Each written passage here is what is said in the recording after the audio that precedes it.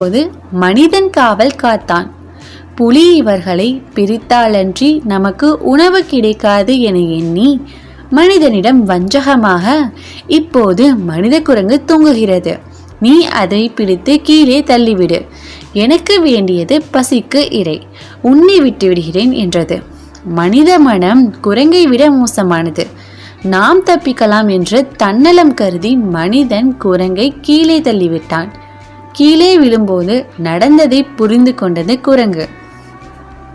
ஆனால் புலியோ, எனக்கு மனித மாமிசம்தான் வேண்டும், உனக்கு மனிதனின் இயல்பை புரிய வைக்கவே இவ்வாறு கூறினேன், இப்போது உன்னை விட்டு விடுகிறேன், நீ மேலே சென்று மனிதனை கீழே தள்ளிவிடு, நான் பசியார மனித மாமிசம் உண்டுவிட்டு போய்விடுகிறேன் என்றது.